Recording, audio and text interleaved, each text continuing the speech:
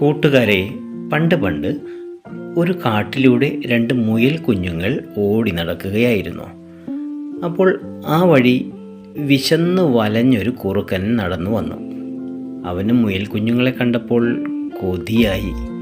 എങ്ങനെയെങ്കിലും ഈ മുയൽ കുഞ്ഞുങ്ങളെ അകത്താക്കണം. അതിനെന്താ ഒരു വഴി? കുറുക്കൻ പതിയെ പതിയെ മുയലുകളുടെ അടുത്തെത്തി. ഹായ് മുയൽ കുഞ്ഞുങ്ങളെ, നിങ്ങളെ കാണാൻ നല്ല ഭംഗിയുണ്ടല്ലോ. നിങ്ങൾക്ക് ക്യാരറ്റ് ഇഷ്ടമാണോ? എൻ്റെ വീട്ടിൽ ധാരാളം ക്യാരറ്റുകളുണ്ട്. നിങ്ങൾക്കത് മുഴുവൻ ഞാൻ തരാം. ഒരാൾ എൻ്റെ വീട്ടിലേക്ക് പോന്നോളൂ.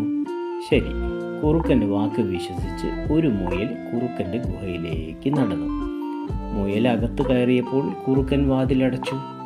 എന്നിട്ട് പറഞ്ഞു, ഇവിടെ ക്യാരറ്റ് ഒന്നുമില്ല.